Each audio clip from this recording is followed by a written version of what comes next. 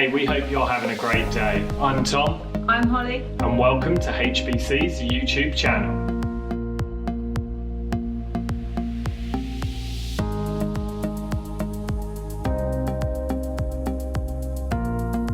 So welcome to day 5 of Journey Through the Bible. We want to say a massive thank you to everyone who has sent in messages, everyone who's commented below, and just for getting involved. We are loving doing this series and we want to just keep it going for as long as we can.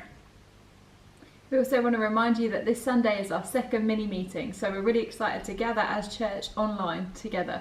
So that video will be going live about 10:30 a.m. and we would really love you to watch it with your friends, with your family, and let's just be church wherever we are. Romans 2:17-29. Now you, if you call yourself a Jew, if you rely on the law and boast in God, if you know his will and approve of what is superior, because you are instructed by the law, if you are convinced that you are a guide for the blind, a light for those who are in the dark, an instructor of the foolish, a teacher of little children, because you have the law, the embodiment of knowledge and truth, you then who teach others, do you not teach yourself? You who preach against stealing, do you steal? You who say that people should not commit adultery, do you commit adultery? You who abhor idols, do you rob temples?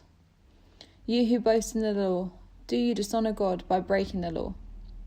As it is written, God's name is blasphemed among the Gentiles because of you. Circumcision has value if you observe the law, but if you break the law, you have become as though you have not been circumcised. So then, if those who are not circumcised keep the law's requirements, will they not be regarded as though they were circumcised? The one who is not circumcised physically and yet obeys the law will condemn you who, even though you have had the written code and circumcision, are a lawbreaker.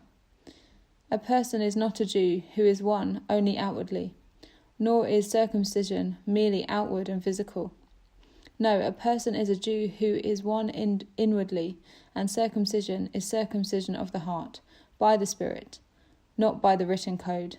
Such a person's praise is not from other people, but from God. Verses 17 to 24. In this section, Paul directly challenges the strongholds of Jewish faith and reliance on the law. He preempts their stance that they are God's chosen people and therefore have special recognition, but reminds them that God shows no favouritism. He says that they know the law, so they teach it. But he challenges them, saying, if you teach it, then shouldn't you be teaching yourself as well? In other words, if you are not practicing what you are preaching, you are dishonouring God and are not worthy of teaching others because you have not understood the teaching yourself. Paul concludes by saying God's name is blasphemed among the Gentiles because of you. In other words, we are cheapening God's name if we teach about him, but do not live out what we teach, as it makes it meaningless. Verses 25 to 29. Now Paul directly confronts this issue of circumcision. He tackles the idea that some Jewish people have, that circumcision is a guaranteed mark of salvation. That by undergoing circumcision you're guaranteed to have a place in heaven. Now Paul really challenges this view, and it's quite a hard-hitting point for Jewish people who have had this ingrained in their culture for so long. But he says, yeah, it's a mark of being a member of the Jewish community. It's a mark of God's chosen people, but it doesn't guarantee your salvation. It's not like a lucky charm that bags you your place in heaven. It's just an outward sign of our faith. And so circumcision alone is not enough for salvation. He says it's no substance for obedience to the law. And he goes on further to suggest that even someone who hasn't undergone circumcision but who obeys God's law is actually more worthy of salvation than someone who's circumcised but doesn't follow the law. And he goes on to say that circumcision at heart is about a circumcision of the heart, not a physical sign of faith, but an inward reflection of what's going on in the heart.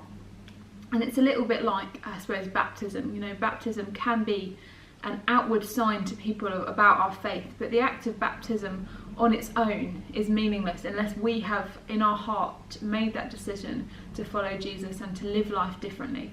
So he's saying that circumcision without faith and without obedience of the law is actually just a symbol of faith and religion rather than a guarantee of salvation itself. The mark of salvation is a changed life. The mark of salvation is a heart that's been circumcised, and that is the emphasis that he puts on in this passage. So application time. Perhaps for us today the application is God's interested in what's going on with our hearts, not what we present to the outside world. And so in the same way that Paul said to his contemporaries that religious symbols aren't enough, going through the motions aren't enough. And so for us the application is, are we practicing what we're preaching?